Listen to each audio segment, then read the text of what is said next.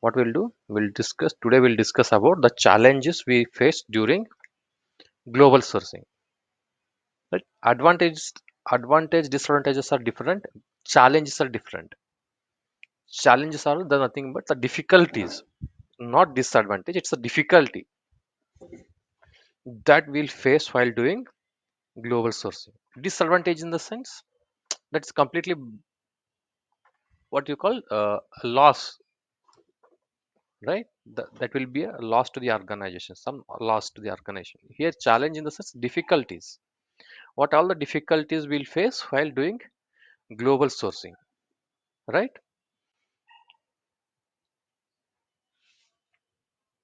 The first one is legal and regulatory issues. Legal and regulatory issues, this is the first challenge while doing a global sourcing. Legal and regulatory issues in the sense, if you go to any end countries, see if you are doing business in within India. Oh, one second.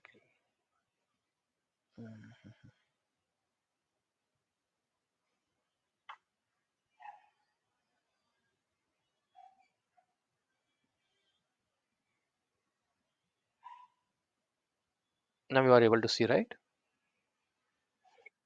Okay.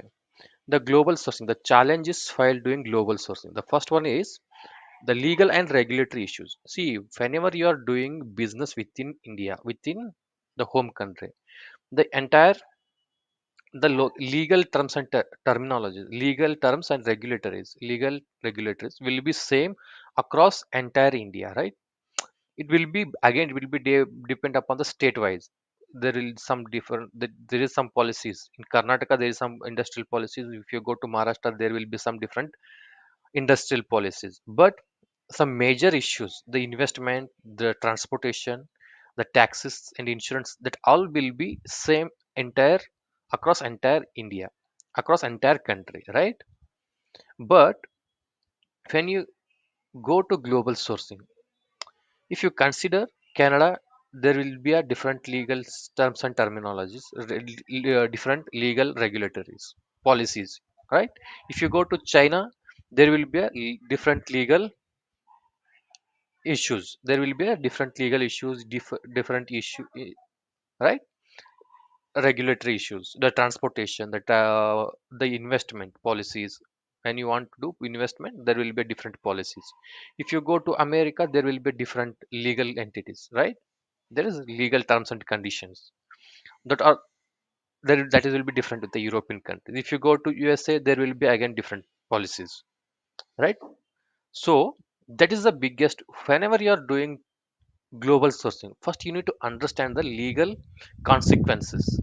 All right, after that, without knowing legal consequences, you cannot do business with the global vendors, because whenever the situation comes, whenever the situation arises, see, if you don't know legal consequences, you cannot take any action on the vendor or seller. ಹೌದಾ? ನಿಮ್ಗೇನು ಅವ್ರ terms ಅವ್ರು ಅಲ್ಲಿ ಯಾವ ತರ rules ಇದೆ, regulations ಇದೆ, ಹಾ, ಅದು ಯಾವ ತರ ಪಾಲಿಸೀಸ್ ಇದೆ ಅಂತ ಗೊತ್ತಿಲ್ದಿರ, you cannot do business, right? If you do business also, if everything is going fine, no problem. If something arises, if the situation comes, if he fails to deliver product, if he, right, if he fails to deliver product, if he fails to fulfill your requirement, ಹೌದಾ?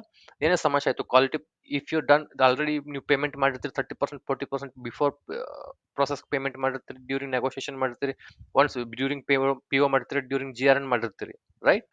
After that, if the product is not up to the point, up to the satisfaction point ಇರಲಿಲ್ಲ ಅಂದ್ರೆ, see what is the problem.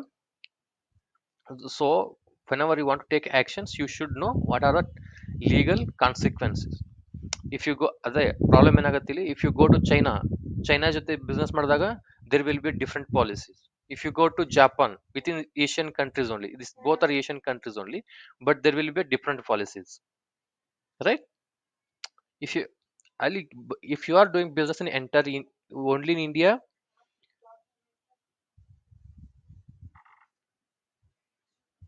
see, if you are doing business in India, in your home country, the policies, the regulations will be same for entire country, right? ನನ್ನ ಆಗ್ಲೇ ಹೇಳಿದಾಗೆ there will be some minor changes by state ಹೌದಾ? Industrial policies ಅಲ್ಲಿ ಸ್ವಲ್ಪ ಏನಾದ್ರು variation ಇರಬಹುದು ಇಲ್ಲಿ compare to Karnataka, Maharashtra, Tamil Nadu, Chennai, Tamil Nadu, Andhra Pradesh, Telangana, U P, Bihar. So there will be some minor change, but the major regulations, major legal activity, legal terms, those all will be same throughout the entire country. ಹೌದಾ? ನಿಮ್ಗೆ entire ಆ ಕಂಟ್ರಿಲಿ ಒಂದೇ option ಇರಬೇಕಾದ್ರೆ global sourcing ಮಾಡಬೇಕಾದಾಗ if you do business with China there will be different policies. If you go to Japan there will be different policies. If you go to European countries likewise France, Britain, ಹಾ, ಯಾವುದೇ ಕಂಟ್ರಿಗೆ ಹೋಗ್ಲಿ, ಹೌದಾ, there will be different policies. If you go to America there will be different policies. ಅದಕ್ಕೆ ಏನ್ ಮಾಡಬೇಕು, whenever you are doing business, first you need to understand the legal laws and regulations. You need to understand the legal laws, local laws and regulations. Local ಅಲ್ಲಿ ಆ ದೇಶದಲ್ಲಿ business ಮಾಡ್ಬೇಕಂದ್ರೆ, market ಮಾಡ್ಕೊ, purchase ಮಾಡ್ಬೇಕಂದ್ರೆ ಏನೇನು ರೆಗ್ಯುಲೇಷನ್ಸ್ ಇರುತ್ತೆ, customs ಯಾವ ತರ ಇರುತ್ತೆ, ಟ್ರಾನ್ಸ್ಪೋರ್ಟೇಷನ್ ಯಾವ ತರ ಇರುತ್ತೆ, ಹ್ಮ್, ಅವರು ಫೇಲ್ ಆದಾಗ ಏನ್ ಆಕ್ಷನ್ಸ್ ತಗೋಬೇಕು, ಹೌದಾ, ನೀವು ಅದೆಲ್ಲ ನೀವು first you need to understand. ಹೌದಾ? ಅದೊಂದು, that is the biggest challenge. See, whenever you go to new country, first you need to understand the policies. ಹೌದಾ? ಪ್ರತಿ ಸರಿ ನೀವು ಬೇರೆ ಕಂಟ್ರಿಗೆ ಹೋದಾಗಲೂ ಪ್ರತಿ ಸತಿ you need to understand. That is the biggest challenge while doing global sourcing. ಅರ್ಥ ಆಯ್ತಾ?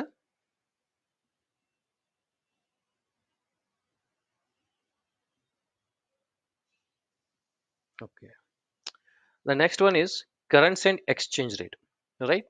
Whenever you are doing business globally, you need to do a business in terms of the currency which they are using. Most of the time you will do business in USDs, dollars. You will not do business in rupees, right? Whenever you are doing business with global vendors, you will not do business in rupees. You will not do in business in INR. You all most of the time you will use to do business in USDs, US dollars. Or sometimes you will use fonts. Sometimes you will use Chinese ಅಲ್ಲಿ ಏನ್ currency ಇರುತ್ತೆ Chinese ಅಲ್ಲಿ ಮಾಡ್ತೀರಿ, Chinese vendor ಜೊತೆ ಮಾಡಿದಾಗ. Japanese ಜೊತೆ ಮಾಡಿದಾಗ Japanese currency ಏನಿರುತ್ತೆ ಜಾಪನೀಸ್ ಜೊತೆ ಮಾಡ್ತೀರಿ. ಯುರೋಪಿಯನ್ ಕಂಟ್ರಿ ಜೊತೆ ಮಾಡಿದಾಗ ಅಲ್ಲಿ ಏನ್ ಕರೆನ್ಸಿ ಇರುತ್ತೋ ಆ ಲೋಕಲ್ ಕರೆನ್ಸಿ ಇರುತ್ತೋ ಆ ಕರೆನ್ಸಿ ಪ್ರಕಾರ ಮಾಡ್ತೀರಿ. If you are doing business with USA, you will be doing business in terms of USDs, dollars. See, problem is every day there is a fluctuation in the currency. ಹೌದಾ? ನೀವು if you want to check every day, the dollar rate will be changing every day. Every day there will be a plus or minus 30% plus ಆಗ್ಬೋದು, 30 ಪೈಸೆ minus ಆದ್ರೂ ಆಗಿರ್ಬೋದು. There is a fluctuation. ಹೌದಾ? You cannot judge it. ಹೌದಾ? ನೀವು judge ಮಾಡಕ್ ಆಗೋದಿಲ್ಲ while doing currency transfer, conversion. ಹೌದಾ? ಇವಾಗ ನೀವು ಬಿಸ್ನೆಸ್ ಮಾಡ್ತೀರಿ, ನೀವು ಅವ್ರು ನಿಮಗೆ ಪೇ ಮಾಡ್ತೀರಾ, ಅವ್ರಿಗೆ ನೀವು ಪೇ ಮಾಡ್ತೀರಾ. ನೀವು ಪೇ ಮಾಡಿದಾಗ ಆಸ್ ಪರ್ ದಟ್ ಅವತ್ತಿಗೆ ಏನು ಪ್ರೈಸ್ ಇರುತ್ತೆ ಕನ್ವರ್ಟ್ ಪ್ರೈಸ್, ಇದು ಡಾಲರ್ ಅಲ್ಲಿ ಅಮೌಂಟ್ ರಿಸೀವ್ ಮಾಡ್ಕೊಂಡಿರ್ತೀರಿ. While doing conversion, sometimes there will be a hike in the price, sometimes there will be a drop in the price.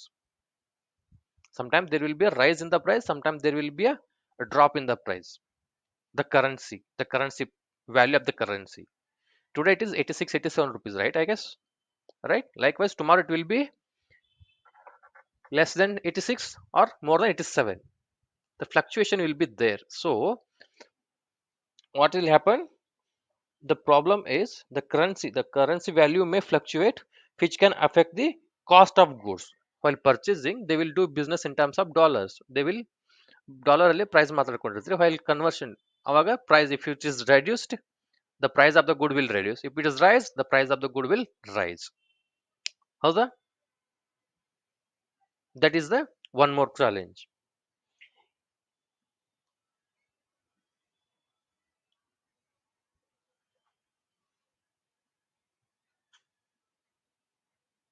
Right?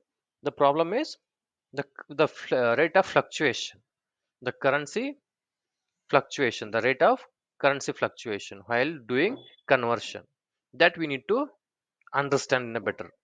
That we need to avoid. Right? This is the one more challenge. Clear, right? The first one is the legal terms and terminologies, legal regulations, local laws and regulations.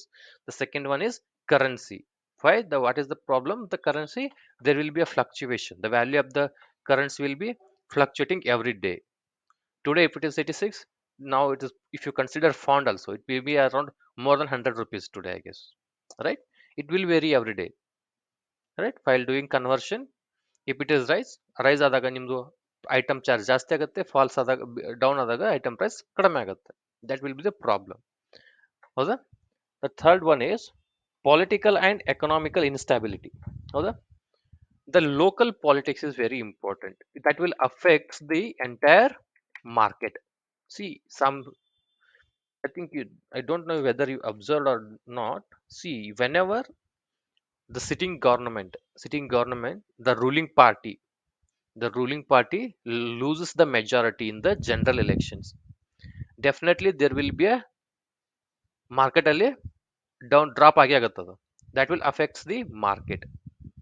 ಹೌದಾ? Markets, if you consider Indian stock market also, if you consider Indian stock market also, ನೀವು Indian stock market consider ಮಾಡಿದ್ರು, see recently we faced the Indian a general election, parliamentary general election, right?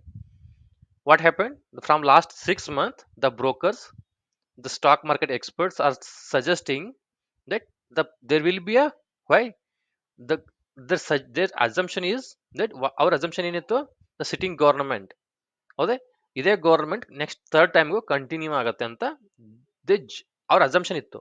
ಅದಕ್ಕೆ ಅವ್ರೇನು ಹೇಳಿದ್ರು, before last 6 month ಇಂದ, from last 2023 November December suggest ಮಾಡ್ತಾ ಇದ್ರು ಯಾವ stocks ಮೇಲೆ ಸ್ಟಾಕ್ಸ್ ಎಷ್ಟು ಪರ್ಸೆಂಟ್ ಜಾಸ್ತಿ ಆಗ್ಬೋದು, 30% ಜಾಸ್ತಿ ಆಗುತ್ತೆ ಅಂತ ಅವ್ರ ಅಸಂಪ್ಷನ್ ಇತ್ತು. ಹೌದಾ? ಸ್ಟಾಕ್ಸ್ ಇದೇ ಗೌರ್ಮೆಂಟ್ ಕಂಟಿನ್ಯೂ ಆಗುತ್ತೆ, so there will not be any drop in the market, definitely there will be a rise in the market. Market ಇದಕ್ಕಿಂತನೂ ಜಾಸ್ತಿ ಪ್ಲಸ್ ಆಗತ್ತೆ ಇದು. ಹೌದಾ? 30% ರೈಸ್ ಆಗುತ್ತೆ ಅಂತ ಸಜೆಸ್ಟ್ ಮಾಡ್ತಾ ಇದ್ರು. ಈ ಸ್ಟಾಕ್ ಮೇಲೆ ಈ ಸ್ಟಾಕ್ ಮಾರ್ಕೆಟ್ ಅಲ್ಲಿ ಈ ಸ್ಟಾಕ್ ಜಾಸ್ತಿ ಆಗ್ಬೋದು, ಈ ಸ್ಟಾಕ್ ಜಾಸ್ತಿ ಆಗ್ಬೋದು. ಹೌದಾ? ಯಾವ್ದು ಡಿಫೆನ್ಸ್ ಆಗಿರ್ಬೋದು, ಮ್ಯಾನುಫ್ಯಾಕ್ಚರಿಂಗ್ ಆಗಿರ್ಬೋದು, ಗ್ಯಾಸ್ ಆಗಿರ್ಬೋದು, ಹೌದಾ, ಸ್ಟೀಲ್ ಆಗಿರ್ಬೋದು, ಆಮೇಲೆ ಯಾವುದು ರಿಯಲ್ ಎಸ್ಟೇಟ್ ಸ್ಟಾಕ್ಸ್ ಆಗಿರ್ಬೋದು. ಈ ತರ ಯಾವ ಸೆಕ್ಟರ್ ಸ್ಟಾಕ್ಸ್ ಜಾಸ್ತಿ ಆಗುತ್ತೆ ಅಂತಾನು they were use to suggest. ಹೌದಾ? ಸಡನ್ ಆಗಿ ಏನಾಯ್ತು, ಎಲೆಕ್ಷನ್ ರಿಸಲ್ಟ್ ಹಿಂದಿನ ದಿನ ಏನಾಯ್ತು, ದೇರ್ ಇಸ್ ಸಮ್ ಕನ್ಫ್ಯೂಷನ್. ಅದೇನೋ ಟಫ್ ಕಾಂಪಿಟೇಷನ್ ಆಗ್ಬೋದು, ಎರಡು ಸಿಟ್ಟಿಂಗ್ ಗೌರ್ಮೆಂಟ್ ಡ್ರಾಪೇ ಆಗ್ಬೋದು, ಗೌರ್ಮೆಂಟ್ ಬರ್ಲಿಕ್ಕಿಲ್ಲ, there may be a coalition government ಅಂತ ಸಡನ್ ಆಗಿ ಚೇಂಜಸ್ ಆಯ್ತು. ಫೋರ್ತ್ ರಿಸಲ್ಟ್ ಇತ್ತು, ಥರ್ಡ್ ಏನೋ ಆ ತರ ಇದು ಸರ್ವೆ ರಿಸಲ್ಟ್ ಬಂದಾಗ there is some competition between both ruling party and opposition party. ಅವಾಗ ಏನಾಯ್ತು, ಸಡನ್ ಆಗಿ on that same day there will be a drop in the market. There is, I think, I don't know whether you observe or not, 5000 Sensex point down ಆಗಿತ್ತು ಅವತ್ತು. June 3 ಅವತ್ತು 5000 Sensex points down ಆಗಿತ್ತು. ಯಾರಾದ್ರೂ observe ಮಾಡಿದ್ರೆ ಅವತ್ತು?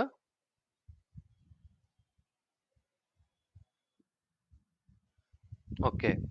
Next day the result comes, the same government continues. ಹೌದಾ? Next day result ಬಂತು, same government third ಟರ್ಮ್ಗೆ ಕಂಟಿನ್ಯೂ ಆಯ್ತು. Next immediately within 2-3 days again whatever the 5000 drop ಆಗಿತ್ತಲ್ಲ ಅದು ರಿಕವರ್ ಆಯ್ತು. ಅಂದ್ರೆ ಈಗ ಯಾವ್ದೊಂದು ಸಿಟ್ಟಿಂಗ್ ಗವರ್ಮೆಂಟ್ ಇರುತ್ತೆ, ಅವ್ರೊಂದಿಷ್ಟು ಪಾಲಿಸೀಸ್ ಮಾಡಿರ್ತಾರೆ, ಅವ್ರೊಂದಿಷ್ಟು ರೋಡ್ ಮ್ಯಾಪ್ ರೆಡಿ ಮಾಡ್ಕೊಂಡಿರ್ತಾರೆ, ಅವ್ರೊಂದಿಷ್ಟು ಅಜೆಂಡಾಗಳು ಹಾಕೊಂಡು ರೋಡ್ ಮ್ಯಾಪ್ ರೆಡಿ ಮಾಡ್ಕೊಂಡಿರ್ತಾರೆ. ಅವರು ನೆಕ್ಸ್ಟ್ 5 yearsಗೆ ಈ ಸೆಕ್ಟರ್ಗಳ ಮೇಲೆ ವರ್ಕ್ ಮಾಡಬೇಕು, ಇನ್ಫ್ರಾಸ್ಟ್ರಕ್ಚರ್ ಡೆವಲಪ್ಮೆಂಟ್ ಮೇಲೆ ವರ್ಕ್ ಮಾಡಬೇಕು, ಮೆಡಿಕಲ್ ಮೇಲೆ ವರ್ಕ್ ಮಾಡಬೇಕು, ಎಜುಕೇಶನ್ ಮೇಲೆ ವರ್ಕ್ ಮಾಡಬೇಕು. ಹೌದಾ? ಇಲ್ಲಾಂದ್ರೆ ಇಂಡಸ್ಟ್ರಿ ಡೆವಲಪ್ಮೆಂಟ್ ಮೇಲೆ ವರ್ಕ್ ಮಾಡಬೇಕು. ಹೌದಾ? ಈ ತರ ಒಂದು ಪ್ಲಾನ್ ಅವ್ರ ಅಜೆಂಡಾ ರೆಡಿ ಮಾಡ್ಕೊಂಡಿರ್ತಾರೆ, ರೋಡ್ ಮ್ಯಾಪ್ ರೆಡಿ ಮಾಡ್ಕೊಂಡಿರ್ತಾರೆ. ಸಡನ್ ಆಗಿ ಅದ್ರ ಪ್ರಕಾರ ಮಾರ್ಕೆಟ್ ಮೂವ್ ಆಗ್ತಾ ಇರುತ್ತದ. ಅದ್ರ ಪ್ರಕಾರನೇ ಇನ್ವೆಸ್ಟ್ಮೆಂಟ್ಸ್ ಬರ್ತಿರುತ್ತೆ ಅಲ್ಲಿ. ಇಫ್ ಸಡನ್ ಗವರ್ಮೆಂಟ್ ಚೇಂಜ್ ಆಯ್ತು ಅಂದ್ರೆ ಅವಾಗ policies will differ, policy change ಆಗತ್ತಲ್ಲ, ಪಾಲಿಸಿ ಚೇಂಜ್ ಆಗುತ್ತೆ, ಅವ್ರ ಪ್ಲಾನ್ ಆಫ್ ಆಕ್ಷನ್ ಅಲ್ಲೂ ಚೇಂಜ್ ಆಗುತ್ತೆ. ಅವಾಗ investors they will be in the loss. ಹೌದಾ? ಇವಾಗ ನೀವು ಇನ್ವೆಸ್ಟ್ಮೆಂಟ್ ಏನೋ ಪ್ರಪೋಸಲ್ ಇನ್ವೆಸ್ಟ್ಮೆಂಟ್ ಬರೋರಿಗೆ ಏನೋ ಡಿಸ್ಕೌಂಟ್ ಕೊಟ್ಟಿರ್ತೀರಿ, ಸಬ್ಸಿಡಿ ಕೊಟ್ಟಿರ್ತೀರಿ. ಈ ಸಿಟ್ಟಿಂಗ್ ಗವರ್ಮೆಂಟ್ ಏನೋ ಒಂದಿಷ್ಟು ಅನೌನ್ಸ್ ಮಾಡಿರ್ತಾರೆ ಅಲ್ಲಿ, ಯಾರಾದ್ರು ಬಂದು ಸ್ಟಾರ್ಟ್ಅಪ್ ಕಂಪ್ನಿಗಳಿಗೆ ಇಷ್ಟು ಇನ್ವೆಸ್ಟ್ ಮಾಡಿದ್ರೆ ಸಬ್ಸಿಡಿ, ಇಷ್ಟು ಪರ್ಸೆಂಟ್ ಸಬ್ಸಿಡಿ ಕೊಡ್ತೀವಿ, ಹೌದಾ, ಲ್ಯಾಂಡ್ ಕೊಡ್ತೀವಿ, ಕರೆಂಟ್ ಕೊಡ್ತೀವಿ, ಏನೋ ಬೆನಿಫಿಟ್ ಕೊಟ್ಟಿರ್ತಾರೆ ಅವರು. ಹೌದಾ? ಸಡನ್ ಆಗಿ ಅದ್ರ ಪ್ರಕಾರ ಆ ಇಂಟೆನ್ಷನ್ ಇಂದ ಒಂದಿಷ್ಟು ಸ್ಟಾರ್ಟ್ಅಪ್ ಕಂಪ್ನಿಗಳು ಬಂದು ಇನ್ವೆಸ್ಟ್ ಮಾಡ್ತಿರ್ತಾರೆ. ಅವಾಗ ಸಡನ್ ಆಗಿ ಯಾವ್ದೋ ಗವರ್ಮೆಂಟ್ ಚೇಂಜ್ ಆಯ್ತು ಅಂದ್ರೆ ದಟ್ ಮೇ ಅದು ಕಂಟಿನ್ಯೂ ಆಗ್ಬೋದು, that may not continue, that policies will change, ಪಾಲಿಸಿಲಿ ಚೇಂಜ್ ಆಗ್ಬೋದು. ಅವಾಗ ಏನಾಗತ್ತಲ್ಲಿ ಪಾಲಿಸಿ ಚೇಂಜ್ ಮಾಡಿದ್ರೆ ಏನಾದ್ರು ಬೆನಿಫಿಟ್, ಸಬ್ಸಿಡಿ ಕೊಡೋದು ಏನಾದ್ರು ಬೆನಿಫಿಟ್ ಅಲ್ಲಿ ಡಿಡಕ್ಷನ್ ಆಯ್ತು ಅಂದ್ರೆ ಅವಾಗ investors will be in the loss. ಅದಕ್ಕಾಗಿ if it is within the country, ಹೌದಾ, ಗ್ಲೋಬಲಿ ಮಾಡಿದಾಗ ದಟ್ ರೇಂಜ್ ವಿಲ್ ಬಿ ಇದಕ್ಕಿಂತ ಜಾಸ್ತಿ ವೈಡ್ ರೇಂಜ್ ಅಲ್ಲಿ ಇರುತ್ತೆ ಅದು globally. See, in the year 2007, there was a general election in the USA. ಆ government change ಆಯ್ತು ಅಲ್ಲಿ. ಹೌದಾ? ಸಿಟ್ಟಿಂಗ್ ಗೌರ್ಮೆಂಟ್ ಚೇಂಜ್ ಆಗಿ ರೂಲಿಂಗ್ ಗೌರ್ಮೆಂಟ್ ಚೇಂಜ್ ಆಗಿ ಅಪೋಸಿಷನ್ ಗೌರ್ಮೆಂಟ್ ಅವರು ಪವರ್ಗೆ ಬಂದ್ಬಿಟ್ರು. ಅವಾಗ what happens, the entire international market drops. Entire international market ಯಾವ ತರ ಸಮಸ್ಯೆ ಆಯ್ತು ಅಂದ್ರೆ, ನೆಕ್ಸ್ಟ್ 2-3 ವರ್ಷ ಬೇರೆ ಬೇರೆ ಒಂದಿಷ್ಟು ಚಿಕ್ಕ ಪುಟ್ಟ ಬೇರೆ ಬೇರೆ ಸಣ್ಣ ಸಣ್ಣ ಬೇರೆ ಬೇರೆ ಕಂಟ್ರಿಗಳಿಗೆ ಎದ್ದೇಳಕ್ಕೆ ಆಗ್ಲಿಲ್ಲ. ಆ ತರ ಸಮಸ್ಯೆ ಆಗ್ಬಿಡ್ತು. ಯು ಎಸ್ ನಲ್ಲಿ ಒಂದು ಕ್ರೈಸಿಸ್ ಆಗಿದ್ದು, ಎಕನಾಮಿಕಲ್ ಕ್ರೈಸಿಸ್, ಫೈನಾನ್ಷಿಯಲ್ ಕ್ರೈಸಿಸ್ ಆಗಿದ್ದು. ಫೈನಾನ್ಷಿಯಲ್ ಕ್ರೈಸಿಸ್ ಆವಾಗ ಆಯ್ತು ಯು ಎಸ್ ನಲ್ಲಿ 2007-8 ಅಲ್ಲಿ. ಎವ್ರಿ ಡೇ ಯಾವ ಈ ಐ ಟಿ ಕಂಪ್ನಿಗಳ ಮೇಲೆ ಯಾವ ತರ ಸಮಸ್ಯೆ ಆಯ್ತು ಅಂದ್ರೆ, ಈ ಕಂಪ್ನಿಯಿಂದ 50,000 ಫೈರ್ ಮಾಡಿದ್ರು, ಈ ಕಂಪ್ನಿಯಿಂದ ಎವ್ರಿ ಡೇ ನ್ಯೂಸ್ ಅಲ್ಲಿ ಇರೋದು, ಈ ಕಂಪ್ನಿಯಿಂದ 60,000 ಫೈರ್ ಮಾಡಿದ್ರು, ಈ ಕಂಪ್ನಿಯಿಂದ 50,000 ಫೈರ್ ಮಾಡಿದ್ರು, ಅದ ಟರ್ಮಿನೇಟ್ ಮಾಡಿದ್ರು, ಇದೇ ನ್ಯೂಸ್ ಅಲ್ಲಿ ಇರೋದು. ಆ ತರ ಪೊಲಿಟಿಕಲ್ ಚೇಂಜಸ್ ಏನಾದ್ರು ಆಯ್ತು ಅಂದ್ರೆ, ಎಕನಾಮಿಕಲ್ ಇನ್ಸ್ಟಾಬಿಲಿಟಿ ಆಯ್ತು ಅಂದ್ರೆ, see if you consider Britain, the economical position of the Britain is very critical ನಾವು. ಹೌದಾ, ಕ್ರಿಟಿಕಲ್ ಇದೆ ಅವ್ರದ್ದು economical position, stability. Economically they are not stable ನಾವು. 3-4 years back they were stable economically, they were stable. Now they are not stable. ಹೌದಾ, last 3-4 years back ಅಲ್ಲಿ same thing happens with the Sri Lanka. ಹೌದಾ, ನಾ last time ಅಲ್ಲಿ ರಷ್ಯಾಗೂ ಉಕ್ರೇನ್ಗೂ war ಆಯ್ತು. ಹೌದಾ, ಅವಾಗ that affects entirely on the international market. ಹೌದಾ, ಹೌದಾ, ಈ ತರ ಇಂಟರ್ನ್ಯಾಷನಲ್ ಏನೋ ಸಮಸ್ಯೆ ಆದಾಗ, ವಾರ್ ಆದಾಗ, ಏನೋ ಆದಾಗ ಯಾವ ತರ ಮಾರ್ಕೆಟ್ ಮೇಲೆ ಇನ್ಫ್ಲುಯೆನ್ಸ್ ಆಗುತ್ತಂತ ಯಾರಾದ್ರೂ ಸ್ಟಾಕ್ ಮಾರ್ಕೆಟ್ ಆಗಲಿ ಇಂಟರ್ನ್ಯಾಷನಲ್ ಮಾರ್ಕೆಟ್ ಆದ್ರೆ ಅಬ್ಸರ್ವ್ ಮಾಡಿದ್ರಿ ಅಂದ್ರೆ you will come to know clearly. Economy suddenly there is a war between two countries. ಅವಾಗ ವಾರ್ ಸ್ಟಾರ್ಟ್ ಆಯ್ತು ಅಂದ್ರೆ entire country, say for example ಉಕ್ರೇನ್ದು ರಷ್ಯಾದು ವಾರ್ ಆಯ್ತು, both import and export business for both the countries, ಉಕ್ರೇನ್ಗಾಗಿರ್ಬೋದು ರಷ್ಯಾಗಾಗಿರ್ಬೋದು, completely stop ಆಗ್ಬಿಡುತ್ತೆ. ಅವಾಗ ಅವ್ರ ಕಡೆಯಿಂದ, ಆ ರಷ್ಯಾ ಕಡೆಯಿಂದ ಯಾರಾದ್ರೂ ಒಂದೇನೋ ಇಂಪೋರ್ಟ್ ಮಾಡ್ಕೊಳ್ತಿದ್ದು ಅಂದ್ರೆ ಅದು ಸ್ಟಾಪ್ ಆಯ್ತು ಅಂದ್ರೆ that will affects on that country. Say for example you are importing some say for example FMCG goods, say for example rice you are importing from Russia. ಹೌದಾ, ರಷ್ಯಾಗೂ ಉಕ್ರೇನ್ಗೂ ಈ ವಾರ್ ಸ್ಟಾರ್ಟ್ ಆಯ್ತು. The both import and export business will be stops for both the countries. ಆ ಎರಡು country ಜೊತೆ ಯಾರ್ಯಾರು business ಮಾಡ್ತಿರ್ತಾರಲ್ಲ ಅವೆಲ್ಲ business stop ಆಗಿಸ್ಬಿಡುತ್ತೆ ಅಲ್ಲಿ. Export ಆದ್ರೂ ಮಾಡಿರ್ಲಿ, ಇಂಪೋರ್ಟ್ ಆದ್ರೂ ಮಾಡಿರ್ಲಿ. ಎಕ್ಸ್ಪೋರ್ಟ್ ಮಾಡ್ತಿದ್ರು ಅಂದ್ರೆ ಅವಾಗ ನಿಮ್ದೆಲ್ಲ ರಾ ಮಟೀರಿಯಲ್ ನಿಮ್ಮಲ್ಲಿ ಉಳ್ಕೊಂಡ್ ಬಿಡತ್ತದು. ಇಂಪೋರ್ಟ್ ಮಾಡ್ಕೊತಿದ್ರಿ ಅಂದ್ರೆ ಆ ಮಟೀರಿಯಲ್ ನಿಮ್ಮಲ್ಲಿ ಶಾರ್ಟೇಜ್ ಆಗುತ್ತೆ ಅವಾಗ. That is how the problems start arising. ಹೌದಾ, if there is any economical instability or political instability, political ಆಗಿ ಏನಾದ್ರು ಸ್ವಲ್ಪ ಸಮಸ್ಯೆ ಚೇಂಜಸ್ ಆಯ್ತು ಅಂದ್ರೆ, ಸಿಟ್ಟಿಂಗ್ ಗೌರ್ಮೆಂಟ್ ಹೋಗಿ ಬೇರೆ ಗೌರ್ಮೆಂಟ್ ಬಂತು ಅಂದ್ರೆ there will be some changes in the ಪಾಲಿಸಿಯಲ್ಲಿ ಚೇಂಜ್ ಆಗ್ಬೋದು. That policy will affects the entire market. ಹೌದಾ, ಆ ಥರ ರಿಸ್ಕ್ ಇರುತ್ತೆ ಅಲ್ಲಿ. That we don't know right, what is happening, what is happening in USA, what is politically happening in Japan, what is happening in China, European country ಏನಾಗ್ತಿರುತ್ತೆ, that we don't know. That challenges we need to face while doing global sourcing. Financial instability also, if they are financially good, no problem. If they are financially not good, again they may change the policies, industrial policies they may change. That all the challenges we need to face while doing global business, right? And the next one is language and cultural barrier. The language, the first thing is the problem is with the language. If you consider China, they are not good in English. The Chinese are not good in English. If you know English, but their English is not that good. They'll do business in regional language, local language. Chinese alle business ಮಾಡ್ತಾರೆ ಅವರು. If you are good in English, there are so many opportunities in China. English literature ಮೇಲೆ MA ಮಾಡಿದ್ರೆ, PhD ಮಾಡಿದ್ರೆ, there are so many opportunities in China. So that's how they are backward in English. Now they are focusing on English communication. ಹೌದಾ, ಇವತ್ತು US ಜೊತೆ fight ಯಾವ್ದಕ್ಕೆ ಮಾಡಕ್ ಆಗ್ತಿಲ್ಲ ಚೈನಾಗ ಅಂದ್ರೆ ಲ್ಯಾಕ್ ಆಫ್ ಕಮ್ಯುನಿಕೇಶನ್ ಪ್ರಾಬ್ಲಮ್ ಇದೆ ಅವ್ರು. ಅದೇ ತರ if you consider USA also, USA ನಲ್ಲಿ ಕ್ಲಿಯರ್ ಇಂಗ್ಲಿಷ್ ಮಾತಾಡೋದಿಲ್ಲ ಅವರು. There is a more than 40% of the people used to speak in French in USA, in Europe also. Likewise, if they are good in English, sometimes our English is not that that good, that up to the mark.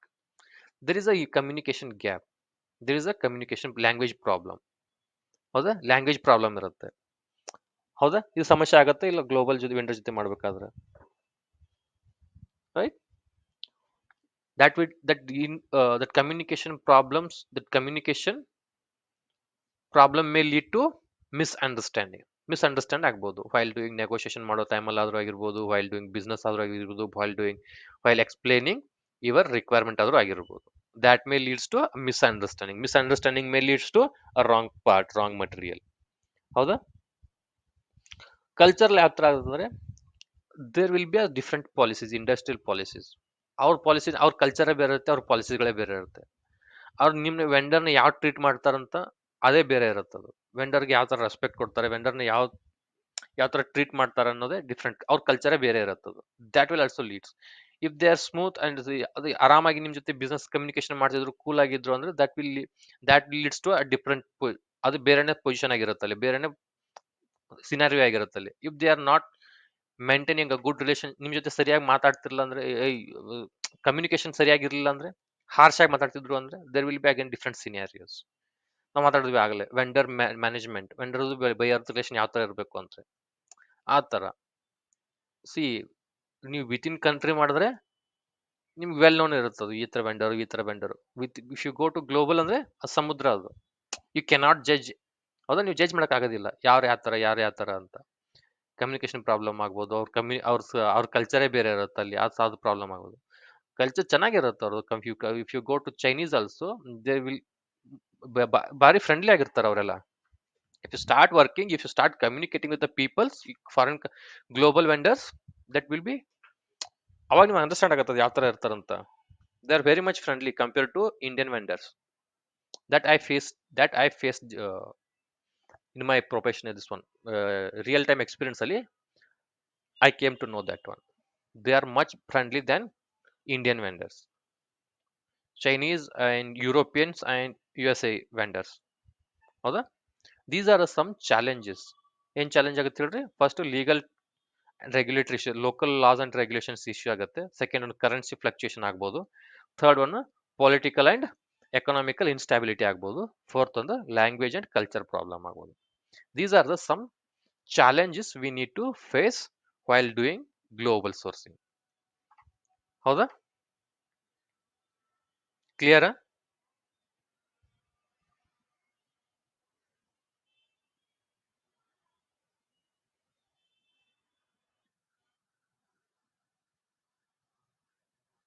Sure. Legal and regulatory issues ಯಾವ ತರ ಆಗತ್ತಂದ್ರೆ, see, if you consider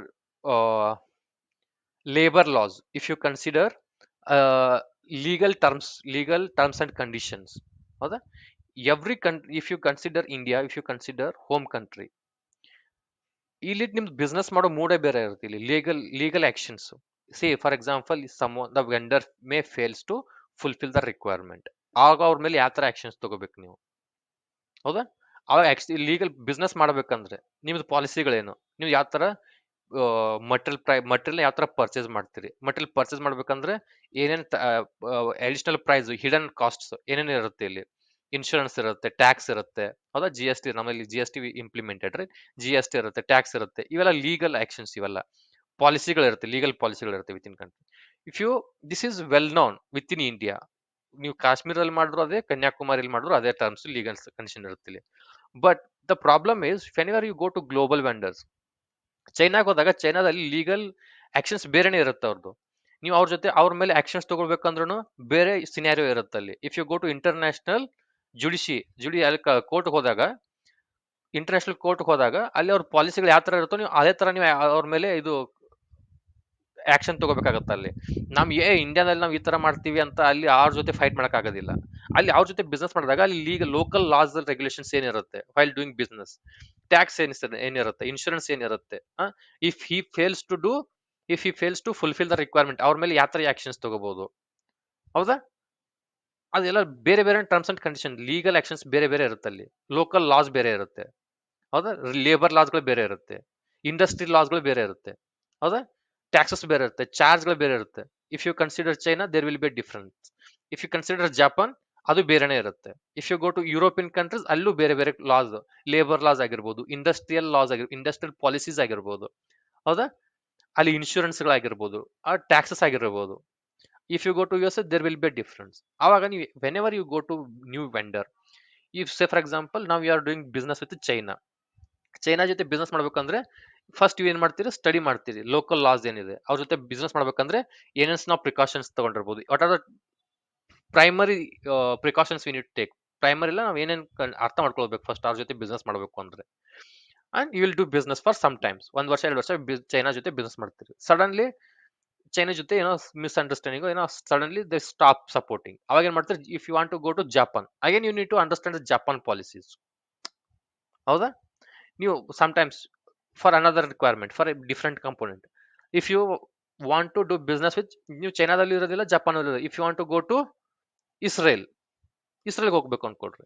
ಅವಾಗ Israel ಹೋಗ್ಬೇಕು ಅಂದ್ರೆ Israel loss and regulations ಏನಿದೆ, ಅವಾಗ ಅದನ್ನ ಅರ್ಥ ಮಾಡ್ಕೋಬೇಕು ನೀವು ಫಸ್ಟ್. ಅವ್ರ ಜೊತೆ ಯಾವ ತರ ಬಿಸ್ನೆಸ್ ಮಾಡಬೇಕು, ಯಾವ ತರ ಅಪ್ರೋಚ್ ಮಾಡಬೇಕು, ಯಾವ ತರ ಲೇಬರ್ ಏನಿರುತ್ತೆ ಅಲ್ಲಿ, ಯಾವ ತರ ಇಂಡಸ್ಟ್ರಿ ಲಾಸ್ಗಳೇನಿರುತ್ತೆ, ಅವ್ರದ್ದು ಫೈನಾನ್ಷಿಯಲ್ ಟ್ರಾನ್ಸಾಕ್ಷನ್ ಯಾವ ತರ ಮಾಡಬೇಕು, ಯಾವ ತರ ಅಲ್ಲಿ ರುಪೀಸ್ ಅಲ್ಲಿ ಮಾಡ್ಬೇಕಾ, ನಮ್ ಕರೆನ್ಸಿನಲ್ಲಿ ಟ್ರಾನ್ಸಾಕ್ಷನ್ ಮಾಡ್ಬೇಕಾ, ಅವ್ರ ಕರೆನ್ಸಿಲಿ ಟ್ರಾನ್ಸಾಕ್ಷನ್ ಮಾಡ್ಬೇಕಾ, ಹೌದಾ. ಈ ಅವರು beyond the limit there may be any problem ಆದಾಗ ಲೀಗಲ್ ಕಾನ್ಸಿಕ್ವೆನ್ಸಸ್ ಏನು ರೈಸ್ ಆಗತ್ತೆ ಅಲ್ಲಿ, ಅವ್ರು ನಮ್ಮ ಮೇಲೆ ಏನೇನು ಪಾಸಿಬಿಲಿಟಿ ಆಕ್ಷನ್ಸ್ ತಗೋಬಹುದು. ಅದಕ್ಕೆ ನಾವ್ ಯಾವ ತರ ಪ್ರಿಕಾಷನರಿ ಮೇಜರ್ಸ್ ನಾವು ತಗೊಳ್ಬೇಕು, ಹೌದಾ. If you want to go to European countries, if you want to go to France, ಈಗ ಯಾವ್ದು ಮತ್ತೊಂದು ಯಾವ್ದೋ ಬೇರೆ ರಿಕ್ವೈರ್ಮೆಂಟ್ ಬಂತು, ಫ್ರಾನ್ಸ್ ಹೋಗ್ತೀರಿ, ಫ್ರಾನ್ಸ್ ಜೊತೆ ಬಿಸ್ನೆಸ್ ಮಾಡ್ಬೇಕು. ಫ್ರಾನ್ಸ್ ಯಾವ್ದು, if there is a vendor in France, France ಜೊತೆ ಬಿಸ್ನೆಸ್ ಮಾಡ್ಬೇಕು. ಅವಾಗ ಜೊತೆ ನೀವು ಫ್ರಾನ್ಸ್ ಲಾಸ್ ಅಂಡ್ ರೆಗ್ಯುಲೇಟರಿ ಅರ್ಥ ಮಾಡ್ಕೊಳ್ಬೇಕಾಗತ್ತೆ ನೀವು.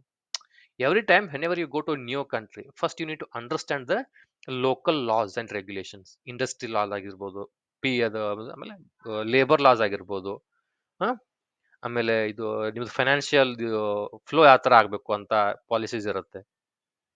ಈ ತರ ಅಲ್ಲಿ there may be there will be a different local laws if you consider any countries, ಹೌದಾ. ಚೈನಾಗಿದ್ದಂಗೆ ಜಪಾನ್ ಜೊತೆ ಇರೋದಿಲ್ಲ, ಜಪಾನ್ ಜೊತೆ ಇದ್ದಂಗೆ ಯುರೋಪಿಯನ್ ಕಂಟ್ರಿಗೆ ಇರೋದು, ಯುರೋಪಿಯನ್ ಕಂಟ್ರಿಗೆ ಇದ್ದಂಗೆ ಯು ಎಸ್ ಅಲ್ಲಿ ಇರೋದಿಲ್ಲ, ಹೌದಾ. This is how whenever you go to new country, first you need to understand. ಅದಕ್ಕೆ ಒಂದಿಷ್ಟು ನೀವು ಇನ್ವೆಸ್ಟ್ ಮಾಡ್ಬೇಕಾಗತ್ತೆ ನೀವು ಅಲ್ಲಿ. ಒಬ್ಬ ಯಾರೋ ಲೀಗಲ್ ಎಕ್ಸ್ಪರ್ಟ್ ಇರ್ತಾರೆ, ಲೀಗಲ್ ಎಕ್ಸ್ಪರ್ಟ್ ನ ಅಡ್ವೈಸ್ ತಗೋಬೇಕಾಗತ್ತೆ ನೀವು, ಹೌದಾ. ಇವ್ರ ಜೊತೆ ಬಿಸ್ನೆಸ್ ಮಾಡ್ಬೇಕಂದ್ರೆ ಹೆಂಗ್ ಮಾಡ್ಬೇಕು ಅದನ್ನ ಅರ್ಥ ಮಾಡ್ಕೊಳ್ಬೇಕು. ಅದಕ್ಕೆ ಒಂದಿಷ್ಟು ದಿನ ಟೈಮ್ ತಗೊಳುತ್ತೆ. ಇದೇನ್ ಸಮಸ್ಯೆ ಇವ್ರದ್ದು, ಅವ್ರ ಜೊತೆ ಯಾವ ತರ ಬಿಸ್ನೆಸ್ ಮಾಡ್ಬೇಕು ಅಂತ. ಅರ್ಥ ಆಯ್ತಾ? Yeah, okay. Clear, right? The challenges whatever we face during global sourcing. Okay. After that, I think yeah, we are at the end. See, after that, while doing global sourcing, I told you there will be some incoterms. There will be some incoterms. What is mean by incoterms? Andre, no?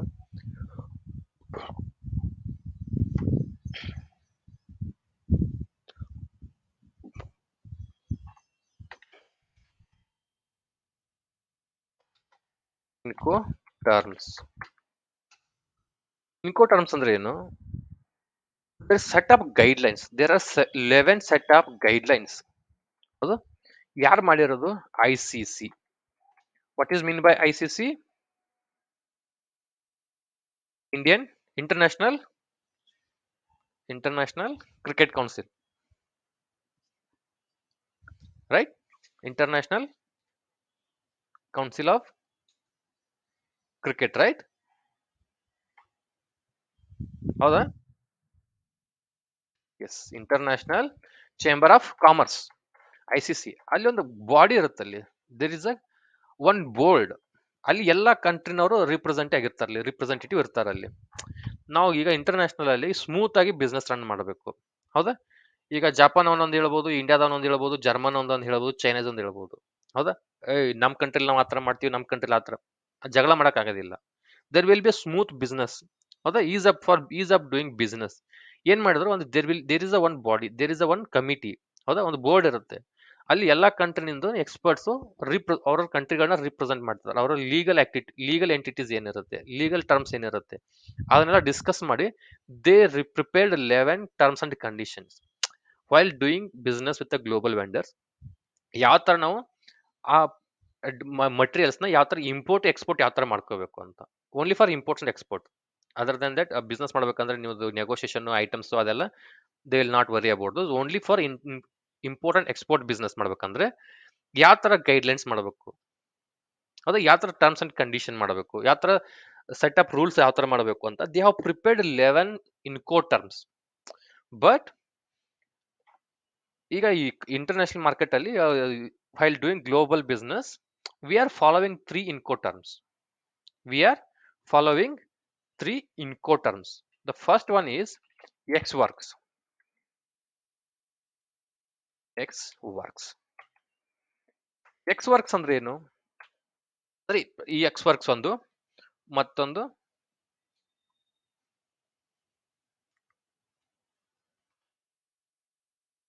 Free on board ಒಂದು, ಮತ್ತೊಂದು FAS ಅಂದ್ರೆ free alongside ship. X works ನೀವು while doing ಈಗ ಏನ್ ಮಾಡ್ಬೇಕಾಗತ್ತೆ ಇಲ್ಲಿ there are 11 set of incoterms but we are using only 3 incoterms. ಒಂದು X works, next free on board, free alongside ಒಂದು. ಹೌದಾ? ಈ ಮೂರು ಇನ್ಕೋಟರ್ಮ್ಸ್ ನಾವು ಯೂಸ್ ಮಾಡ್ತಿರ್ತೀವಿ. This is completely related to transportation. It is import export. Import export business ಮಾಡಬೇಕು ಅಂದಾಗ, import ಯಾವ್ದೋ ಮಟೀರಿಯಲ್ ಇಂಪೋರ್ಟ್ ಮಾಡ್ಕೊಳ್ಬೇಕಂದಾಗ ನಾವು ಇಂಪೋರ್ಟ್ ಮಾಡ್ಕೊಳ್ತಿರ್ತೀವಿ, ಅವರು ಎಕ್ಸ್ಪೋರ್ಟ್ ಮಾಡ್ತಿರ್ತಾರೆ. ವೆಂಡರ್ ಸೆಲ್ಲರು ಎಕ್ಸ್ಪೋರ್ಟ್ ಮಾಡ್ತಿರ್ತಾರೆ, ನಾವು ಬೈಯರು ಇಂಪೋರ್ಟ್ ಮಾಡ್ಕೊಳ್ತಿರ್ತೀವಿ. ಇಂಪೋರ್ಟ್ ಎಕ್ಸ್ಪೋರ್ಟ್ ಮಾಡಬೇಕು ಅಂದ್ರೆ ಯಾವ ತರ ಮಾಡಬೇಕು, ಯಾವ ಚಾರ್ಜ್ ನ ಯಾರು ಬೇರ್ ಮಾಡಬೇಕು. ಟ್ರಾನ್ಸ್ಪೋರ್ಟೇಷನ್ ಚಾರ್ಜ್, ಕಸ್ಟಮ್ಸ್ ಚಾರ್ಜ್ ಇರುತ್ತೆ, ಲೋಡಿಂಗ್ ಅನ್ಲೋಡಿಂಗ್ ಇರುತ್ತೆ, ಫ್ರೈಟ್ ಚಾರ್ಜ್ ಇರುತ್ತೆ. ಈ ತರ ಯಾರ್ಯಾರು ಯಾವ ಸೆಟಪ್ ನೀವು ಎಕ್ಸ್ ವರ್ಕ್ಸ್ ತಗೊಂಡ್ರೆ ಯಾವ ಚಾರ್ಜ್ ನ ಯಾರು ಬೇರ್ ಮಾಡಬೇಕು. ಫ್ರೀ ಆನ್ ಬೋರ್ಡ್ ಮಾಡ್ಕೊಂಡ್ರೆ ನೀವು ಫೈಲ್ ಡೂಯಿಂಗ್ ನೆಗೋಷಿಯೇಷನ್ ನ ಇದನ್ನ ಫಿಕ್ಸ್ ಮಾಡ್ಕೋಬೇಕು. ನೀವು ಯಾವ ಇನ್ಕೋಟರ್ಮ್ಸ್ ನ ನಾವು ಹೇಳಿದಲ್ಲ ಪ್ಯೂರ್ ಯೂಸ್ ಮಾಡಬೇಕು ಅಂದ್ರೆ will mention terms and condition. Terms and condition ಏನೇ ಇದು ಇದ್ರು ಮೆನ್ಷನ್ ಮಾಡ್ತೀರಿ ಅಲ್ಲಿ ನಿಮ್ದು ಏನೇ ಟರ್ಮ್ಸ್ ಅಂಡ್ ಕಂಡೀಷನ್ ಇದ್ದಾಗ ಅಲ್ಲಿ ಮೆನ್ಷನ್ ಮಾಡಬೇಕು ಯಾವ ಇನ್ಕೋ ಟರ್ಮ್ಸ್ ನಾವು ಫಾಲೋ ಆಗ್ತೀವಿ ಅಂತ. For this business, for this shipment, for this order, what is the Incoterms we are following. ನಾವು ಯಾವ ಇನ್ಕೋ ಟರ್ಮ್ಸ್ ನ ಫಾಲೋ ಮಾಡ್ತೀವಿ ಅಂತ we need to fix it while doing negotiation. ಇಬ್ರು ನೆಗೋಷಿಯೇಷನ್ ಮಾಡ್ತಿರ್ತೀರಿ, ಬೈಯರ್ ಸೆಲ್ಲರ್. ನೀವು negotiation ಮಾಡಿದಾಗ discuss ಮಾಡಿ we need to finalise with one Incoterm. ಒಂದು ಇನ್ಕೋ ಟರ್ಮ್ಗೆ ಫೈನಲ್ ಆಗಿ ಕಮಿಟ್ ಆಗ್ಬೇಕು ನೀವು ಇಬ್ರು. ಆ ಕಮಿಟ್ ಯಾವ ಇನ್ಕೋ ಟರ್ಮ್ಸ್ ಕಮಿಟ್ ಆಗಿರ್ತೀರಲ್ಲ ಆ ಇನ್ಕೋ ಟರ್ಮ್ಸ್ಗೆ ಏನ್ ರೆಸ್ಪಾನ್ಸಿಬಿಲಿಟಿ ಇರುತ್ತೆ, ಏನ್ ಚಾರ್ಜ್ ಯಾರು ಬೇರ್ ಮಾಡ್ಬೇಕಾಗಿರುತ್ತಲ್ಲ ಅದನ್ನ ಅವರೇ ಟೇಕನ್ ಕೇರ್ ಮಾಡಬೇಕು, ಅವರೇ ಕೇರ್ ಮಾಡಬೇಕು, ಅವರೇ ಓನ್ಲಿ ರೆಸ್ಪಾನ್ಸಿಬಲ್ ಪರ್ಸನ್. ಹೌದಾ? ಅರ್ಥ ಆಗ್ತಿದ್ಯಾ?